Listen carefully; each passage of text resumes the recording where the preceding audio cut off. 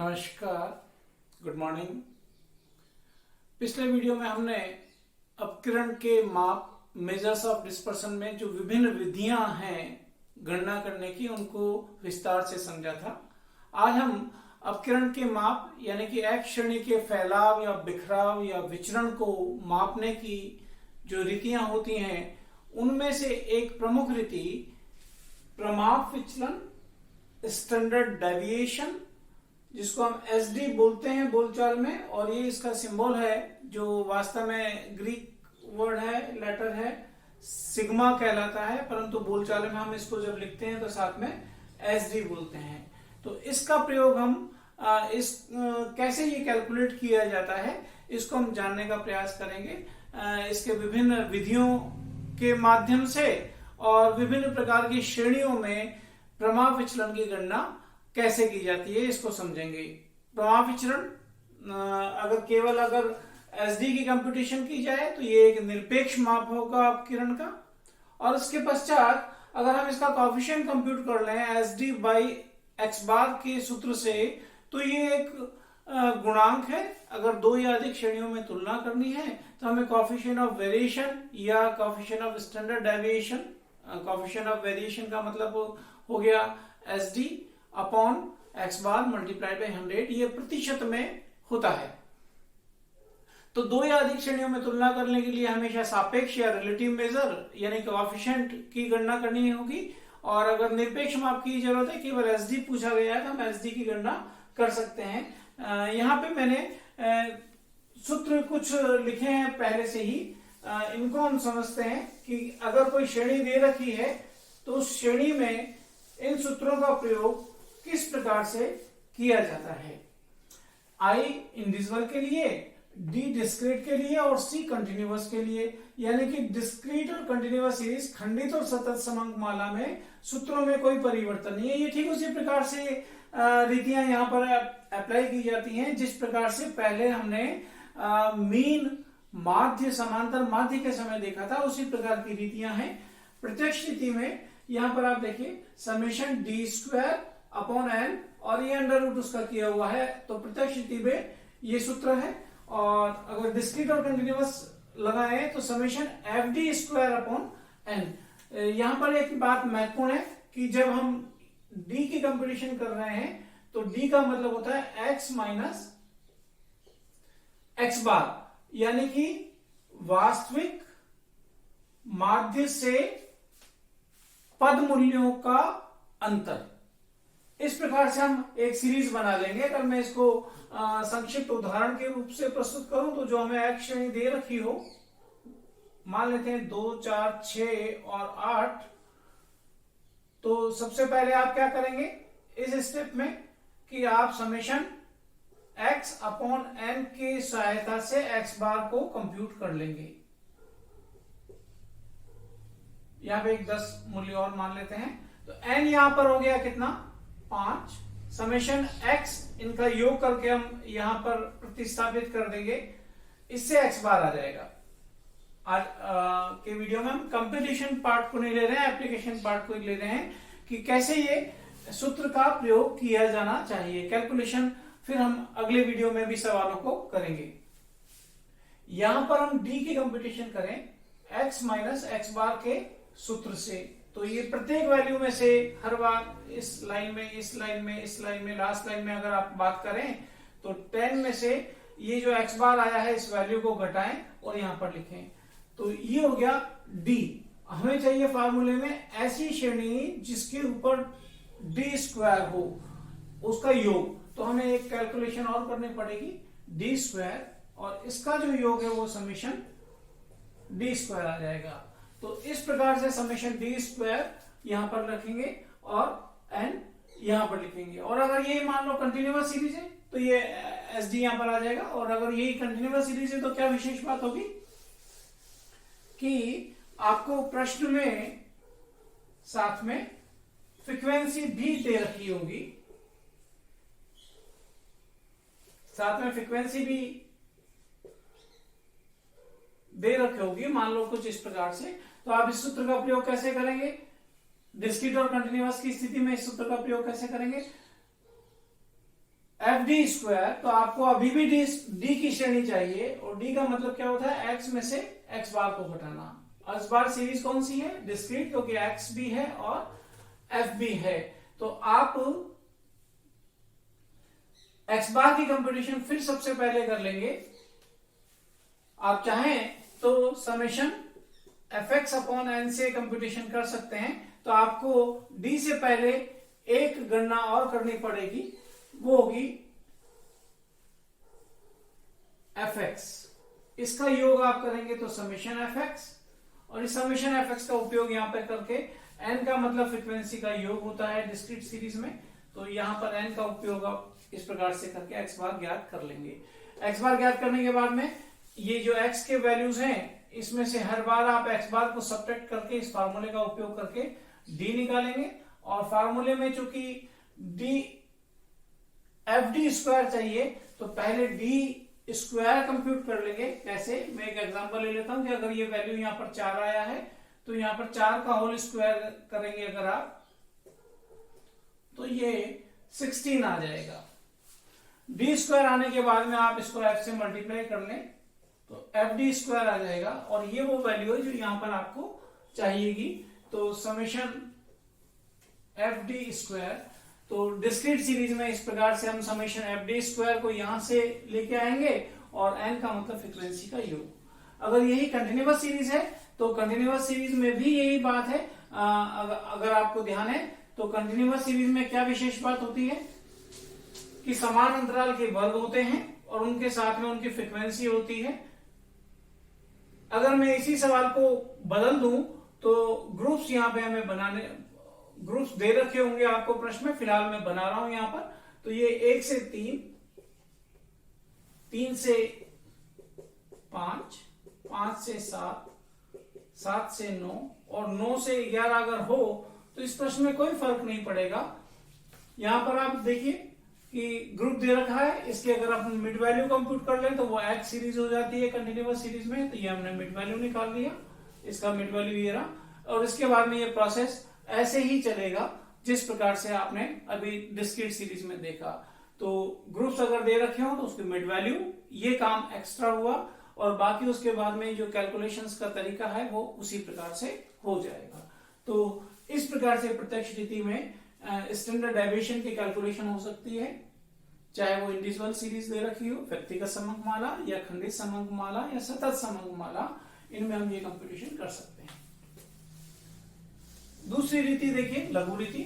लघु रीति में एक विशेष बात है कि जहां प्रत्यक्ष रीति में हम एक्स बार का उपयोग करते थे, लघु रीति में जब हम डेविएशन ऑफ एक्स सीरीज निकालते हैं तो एज्यूम मीन का उपयोग करते हैं। वो इसलिए कि अगर हम एक्स बार कंप्यूट करते हैं और वो दशमलव में आता है, लाइक 14.24, 14.33333, 19.11111, तो ऐसी स्थिति में जब डेविएशन निकालेंगे तो मुश्किल होगी, कैलकुलेशन लेंथी हो जाएगी। यद्यपि हमें कैलकुलेटर का प्रयोग अलाउड है, लेकिन उसके बावजूद भी कैलकुलेशन मुश्किल होती है। तो ऐसी स्थिति में हम क्या करें, एज्यूम मीन से विचलन लेके अगर ले लेते हैं तो कैलकुलेशन आसान होगी, और इसके लिए हमें लघु रीति का प्रयोग इस प्रकार से करना पड़ेगा। तो मैं इसी को लेता हूं। तो पहला महत्वपूर्ण अंतर तो हो गया, प्रत्यक्ष रीति में जो डेविएशन लेते हैं वो एक्स बार से, और यहां पर जब हम सीरीज बनाते हैं डेविएशन की, डेविएशन ऑफ एक्स सीरीज, तो वो एक्स में से एज्यूम मीन जो हम मानते हैं एक्स सीरीज में से प्रायः मध्य में से मान लिया जाता है, परंतु आप कोई भी वैल्यू मानेंगे एज्यूम मीन तो आंसर में फर्क नहीं आएगा, यद्यपि कैलकुलेशंस अलग अलग दिखेंगी आपको। तो अगर इसी का प्रयोग अगर अपन करें तो एक इंडिविजुअल सीरीज में क्या होता है, फिर वापस वही x 2 4 6, कोई भी वैल्यूज ये हो सकती है, मैं सुविधा के रूप में वही वैल्यूज वापस मान रहा हूं। और इसमें से आप x इंडिविजुअल है तो dx कैसे निकालेंगे, x में से a को घटाकर, और a क्या होगा, वो जो हम चाहें या प्रश्न में कह रखा हो कि इसको आप कल्पित माध्य मानिए, एज्यूम मीन मानिए, तो उसको मानिए, नहीं तो इनमें से कुछ भी माने, 2 मानेंगे तो भी चलेगा, 10 मानेंगे तो भी चलेगा, इवन मैं कहता हूं 100 मानेंगे तब भी आंसर आएगा, और 0 मानेंगे तब भी आंसर आएगा। फिलहाल सजेस्टेड यह है कि श्रेणी के बीच में से लें, इससे कैलकुलेशन छोटी हो जाएगी, वैल्यूज छोटे हो जाएंगे, तो मुंह जबानी कैलकुलेशन आप कर पाएंगे बिना कैलकुलेटर की सहायता से। जैसे कि ये यहां पर अगर अपन 6 मान ले तो यहां पर 2 माइनस 6 इज इक्वल टू -4। इस प्रकार से हम ये वैल्यूज पुट करते जाएं और dx की कंप्यूटेशन कर लें। फार्मूला क्या है, हमें dx भी चाहिए और d²x भी चाहिए। तो ये जो dx श्रेणी आई है इसका योग हमें चाहिएगा समेशन dx। इसी प्रकार से इसका आप होल स्क्वायर कर लें। जैसे कि यहां पर देखिए -4 का अगर हम होल स्क्वायर करेंगे तो ये हो जाएगा 16, पॉजिटिव हो जाएगा। चिन्हों का ध्यान रखिए, यहाँ पर मॉड्यूलस साइन नहीं है तो चिन्ह रहेंगे वही जो कि वास्तविक है। बीजगणितीय चिन्हों का इग्नोर नहीं कर सकते इनको हम। तो ऐसे ही 2 का होल स्क्वायर करेंगे -2 का तो ये हो जाएगा 4, और ये योग भी हमें चाहिएगा समेशन d²x। तो यहां पर आप dx और यहां पर समेशन d²x का वैल्यू रखें, और n का मतलब इंडिविजुअल सीरीज में नंबर ऑफ आइटम्स को काउंट करके, तो n इज 5। ऐसे ही अगर हम डिस्क्रीट सीरीज में देखें तो x के साथ में हमारे पास में क्या होगा, f और होगा, कुछ भी वैल्यू मान लेते हैं। इस प्रकार से सीरीज अपने पास में होगी। हमें सबसे पहले dx ही कंप्यूट करना है। देखिए आप अंतर देख रहे हैं, आप प्रत्येक स्थिति में पहले आपको मीन की कंप्यूटेशन की अनिवार्यता थी, यहाँ पर आपको मीन की कंप्यूटेशन की अनिवार्यता खत्म हो गई अगर केवल एसडी ही कंप्यूट करना है तो। हाँ, अगर हमें सापेक्ष माप कॉफिशिएंट चाहिए तो उसके फार्मूले में चूंकि एक्स बार है तो एक्स बार की जरूरत वहां तो पड़ेगी। फिलहाल यहाँ पर देखिए अगर डिस्क्रीट है तो f से मल्टीप्लीकेशन पहले चाहिए, तो dx कंप्यूट करें उसी प्रकार से x माइनस a से a चाहे जो आप एज्यूम करें। यहाँ पर 6 अगर एज्यूम करते हैं तो ये अभी हमने कंप्यूट किया -4 -2 आएगा। इसी प्रकार से आगे इसको आप f dx से मल्टीप्लाई करें, f भी यहाँ पर है और dx भी यहाँ पर है, तो f dx की गणना हो जाएगी f और dx को मल्टीप्लाई करके। ऐसे ही f dx² निकाले, तो यहाँ पर एक सावधानी जरूर रखें कि ये जो f dx की सीरीज आई है इसको आप मल्टीप्लाई करें dx से, न कि होल स्क्वायर करें। यहाँ पर अगर मैं कंप्यूटेशन कर लूं तो ये -4 आएगा और ये माइनस, इसको इससे मल्टीप्लाई करेंगे तो -6 आएगा।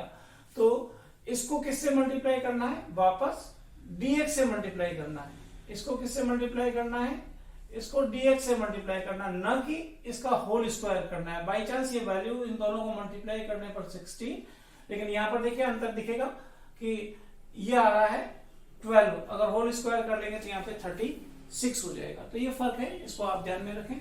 तो यहाँ पर ये दोनों श्रेणियां आ गई अपने पास में, तो समेशन एफ डी एक्स यहां से और summation F D square x यहां से लें।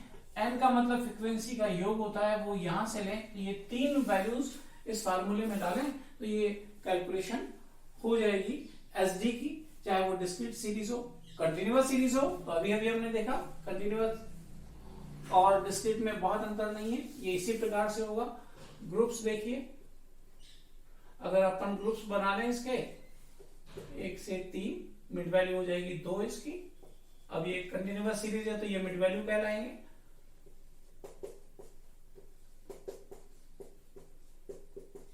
और लास्ट में 9 से 11 इनकी ये मिड वैल्यू है, तो ये कंटिन्यूअस सीरीज का एग्जांपल हो गया।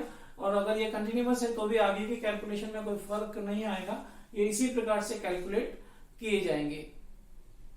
तो ये दोनों वैल्यू और साथ में n यहाँ पे सूत्र में रखिए, तो कंटिन्यूअस सीरीज होने पर ये कैलकुलेशन हो जाएगी। अगर यही हम अगली रीति काम में लें स्टेप डेविएशन, तो पहली महत्वपूर्ण बात तो स्टेप डेविएशन की ये है कि x श्रेणी में अंतर समान होना चाहिए। अगर वो इंडिविजुअल है तो इस प्रकार से 2 के बाद 4, 4 के बाद 6, हर एक में अंतर कितने का है, 2 का। तो interval is equal in this situation if it is individual series. Discrete है तब भी ये समान है, और कंटिन्यूअस है तो हम यहां से देख लेते हैं, पर ये अपवर्ज्य स्वरूप में होने चाहिए। यहाँ पर जहां पे पहला वर्ग समाप्त हो वहां से दूसरा वर्ग प्रारंभ हो। एक्सक्लूसिव मैनर में ये सीरीज अपने पास में है। इंटरवल इज 2, तो इंटरवल इक्वल होने पर स्टेप डेविएशन मेथड का प्रयोग किया जा सकता है। तो इसका उपयोग हम करते हैं।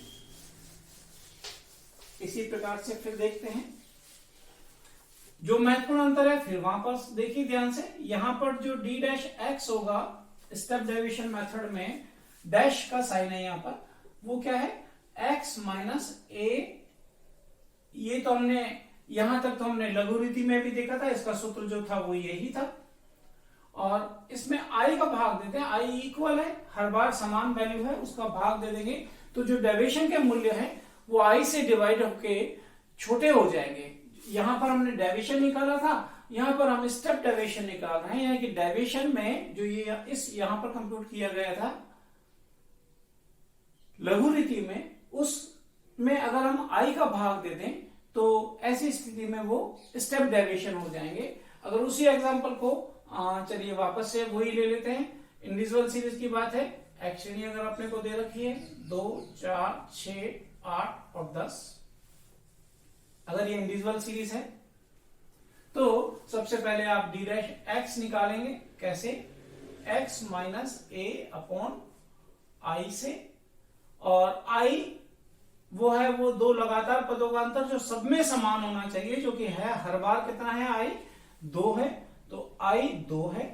ए एज्यूमिंग हम जो माने वो इनमें से कुछ भी मानिए, अगर आप यहां पर आप चाहते हैं कि हम 8 माने फॉर एग्जांपल, तो 8 भी मान सकते हैं, 10 भी मान सकते हैं, इवन 100 भी मान सकते हैं, आप चाहें तो 0 भी मान सकते हैं। एज्यूम अगर प्रश्न में स्पष्ट नहीं है तो हमारी चॉइस से हम सुविधा के लिए जो भी चाहे मान सकते हैं। सजेस्टेड ये है कि आप एक्स श्रेणी के सेंटर में से मानिए एज्यूम मीन को।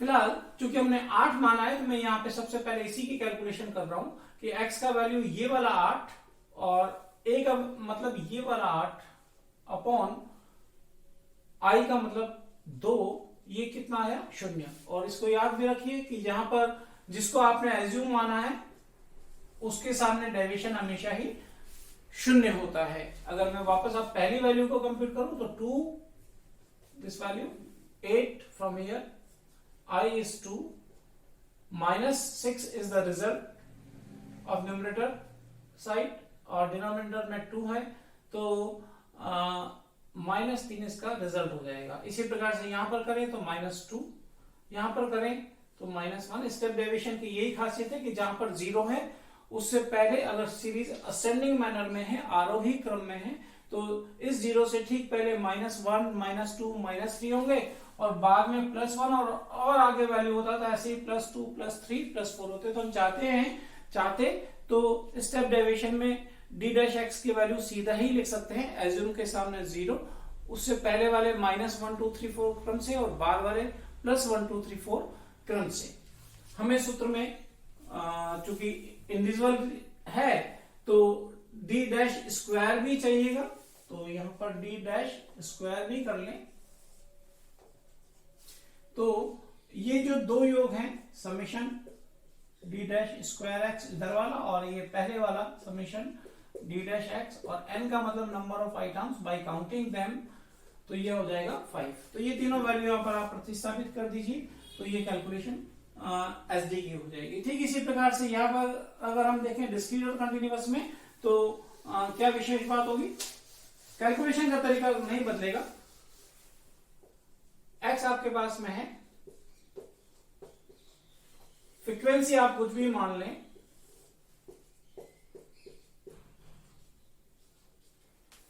डी डैश एक्स वैसे ही कंप्यूट किया जाएगा जैसे हमने अभी देखा। ए आप एज्यूम करेंगे, जो चाहे वो एज्यूम करें।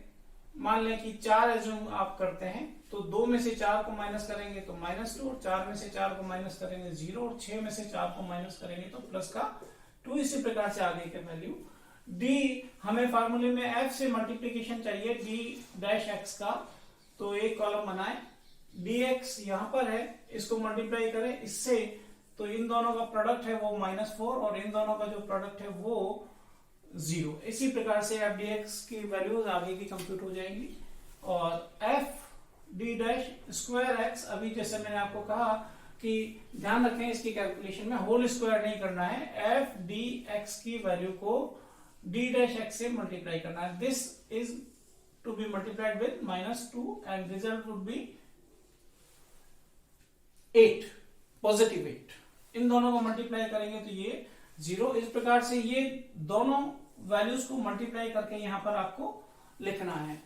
तो उसी प्रकार से फिर वापस इनके योग जो है summation F D dash x summation F D dash square x और एन मतलब फ्रीक्वेंसी का योग यहां से लीजिए और यहां पर प्रतिस्थापित कीजिए तो एक डिस्क्रीट सीरीज में एसडी की कंप्यूटेशन हो जाएगी। और इसी प्रकार से अगर यही अभी हम 2 बार देख चुके हैं कि अगर ग्रुप्स में दे रखे हों अपने को सवाल में समान अंतराल के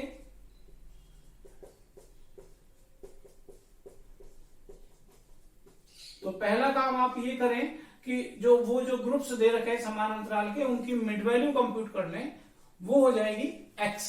और x आने के बाद में आप देखिए जैसे डिस्क्रीट एक सवाल हमने किया ठीक उसी प्रकार से वापस कंप्यूटेशन कर लीजिए। तो प्रश्न में अगर समान अंतराल के ग्रुप और उनसे संबंधित आवृत्तियां नहीं दे रखी हैं तो सबसे पहले तो आप समान अंतराल के ग्रुप हमने पहले वाले वीडियो में देखे हैं कि कैसे वो बनाए जाते हैं और उनसे संबंधित आवृत्ति कैसे कंप्यूट की जाती है।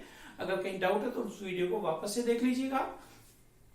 समान अंतराल के ग्रुप चाहिए हमें, वो बना लीजिए, दे रखे हैं तो सीधा उसका मिड वैल्यू कंप्यूट कर लीजिए और मिड वैल्यू कंप्यूट करने के बाद में इसी प्रकार से ये कैलकुलेशंस की जाएगी। स्टैटिस्टिक्स में हम कहते हैं कि ये वाली लाइन जिसको समझ में आती है उसको सब कुछ समझ में आ जाता है, क्योंकि उसके बाद में केवल कैलकुलेशन बाकी रह जाती है। फार्मूले में वैल्यू पुट कीजिए, आंसर कंप्यूट हो जाएगा।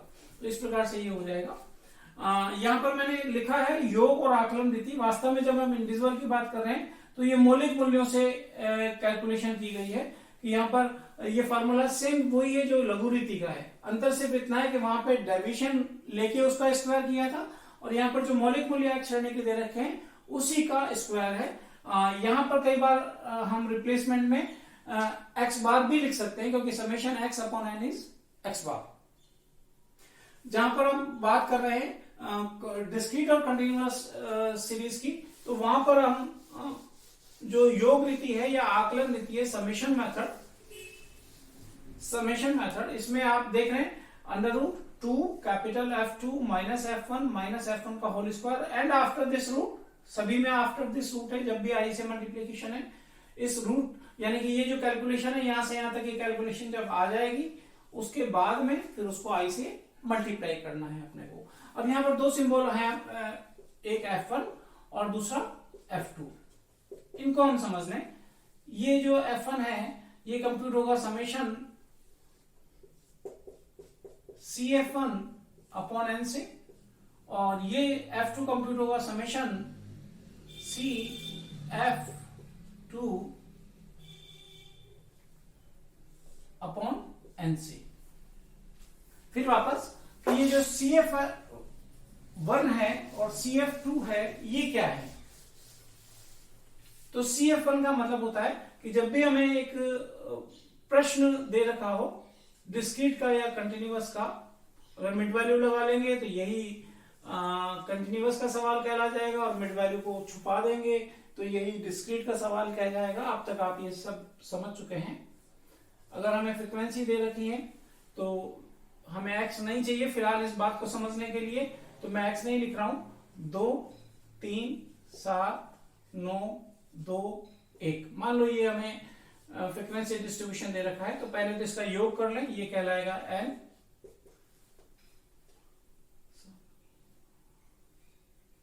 ये 24 है 24 है तो यहां पर और यहां पर 24 लिखा जाएगा। CF1 का मतलब इनको 1 by 1 ऐड कीजिए, संचयी आवृत्ति बनाइए, कम्युलेटिव फ्रीक्वेंसी बनाइए। और ये हमने मीडियन में और पार्टीशन वैल्यूज में देखा था कि किस प्रकार से इसकी कंप्यूटेशन होती है। वही हम कर रहे हैं। 2 + 3 5 + 7 12 + 9 21 + 2 23 एंड लास्ट में 1 और ऐड कर दिया तो 24। ये याद रखिए कि CF का योग हमेशा इसके बराबर होता है। ये हमने पहले भी किया था, बस अब ये है कि इसी को हमें CF1 कहना है और जो CF2 है वो कम्युलेटिव फ्रीक्वेंसी जो आ चुकी है नंबर 1 पर CF1 जो बनी है इन्हीं का वापस से संचय योग करना है। तो इन्हीं को वापस ऐड करें। 2 + 5 7 + 12 19 प्लस करें तो ये हो जाएगा 40, प्लस करें तो ये हो जाएगा 63, और फिर इसमें ये ऐड कर लें तो 87, इसका योग करेंगे तो ये 87 आ जाएगा। तो ये CF1 और CF2 इनके जो योग हैं, ये समेशन CF1 समेशन CF2, इनको पहले आप प्रतिस्थापित कीजिए इन दोनों में, इससे F1 और F2 का मूल्य आ जाएगा, और फिर उसको इस सूत्र में डाल दीजिए। और I इक्वल इंटरवल होगा तभी जब भी सूत्र में हम आप इंटू मल्टीप्लाइड बाई I देखते हैं, इसका मतलब उस सवाल में I इक्वल है, समान है, वर्ग विस्तार जो है वो समान है। तो समान अंतराल होने पर यहाँ पर x में अंतर जो होना चाहिए वो समान होना चाहिए, तो इस सूत्र का प्रयोग हम कर लेंगे। तो इस प्रकार से हम SD स्टैंडर्ड डेविएशन की कैलकुलेशन कर सकते हैं, जिससे कि अपकिरण ये विस्तार है, श्रेणी में कितना है, फैलाव कितना है, वो ज्ञात हो सकता है। SD की कंप्यूटेशन रीति अनुसार और प्रश्न में दिए गए श्रेणी अनुसार कंप्यूटेशन करने के बाद में कोएफिशिएंट ऑफ वेरिएशन, जिसको हम CVV कहते हैं, कुछ बुक्स में इसको कोएफिशिएंट ऑफ वेरिएशन ऐसे भी लिखा गया है, ये होता है SD upon x bar multiplied by 100। तो इस सूत्र से हम कोएफिशिएंट ऑफ वेरिएशन कंप्यूट करते हैं। दो या अधिक श्रेणी में तुलना करने के लिए कोएफिशिएंट ऑफ वेरिएशन ही काम में लिया जाता है। तो आपको प्रश्न में तुलना करने को कहा गया है कि किसमें विचरणता अधिक है, किसमें समानता अधिक है, एक रूपकता अधिक है। इस प्रकार के जब प्रश्न हो तो इसका मतलब हमें coefficient of variation he compute करना है। एग्जाम में भी प्रश्न आते हैं तो कई बार SD कंप्यूट कीजिए या COV कंप्यूट कीजिए, ये नहीं लिखा हुआ होता है। प्रश्न में ये पूछेगा किस श्रेणी में विचरणता अधिक है, किस श्रेणी में बिखराव अधिक है, किसमें एक रूपकता अधिक है। तो ऐसे जो प्रश्न है वो सारे, इसका मतलब हमें वहां पर COV की कंप्यूटेशन करनी है। तो पहले SD कंप्यूट कर लें, x बार का उसमें भाग दें और 100 से गुणा करें, और फिर तुलना कर लें। जिसमें ज्यादा ये COV का वैल्यू आए, कहें कि उसमें विचरणता अधिक है, और जिसमें ये वैल्यू कम दिखे आपको जिस श्रेणी में, उसमें कहें कि इसमें विचरणता कम है, यानी एक रूपकता इस वाली श्रेणी में अधिक है। तो जिसमें कम COV है उसमें एक रूपकता अधिक है और विचरणता उसमें कम है। तो इस प्रकार से इंटरप्रेट कीजिए डेटा को और प्रश्नों को हल कीजिए। कभी कभी डायरेक्ट प्रश्न होता है, और अगर आपको V प्रश्न में दे रखा है तो कोई विशेष बात नहीं है, SD हम कंप्यूट कर सकते हैं उसका वर्गमूल निकाल कर, और फिर वो सीधा वैल्यू यहाँ पर प्रतिस्थापित कर दीजिए। तो इस प्रकार से अपकिरण का ये सबसे महत्वपूर्ण माप है, प्रमाप स्तंभ। कैसे सारी रीतियों में कैलकुलेशन होती है विभिन्न प्रकार के सवालों के लिए, यानी कि इंडिविजुअल, डिस्क्रीट और कंटिन्यूअस सीरीज के सवालों में, ये आज हमने समझा है। Thank you.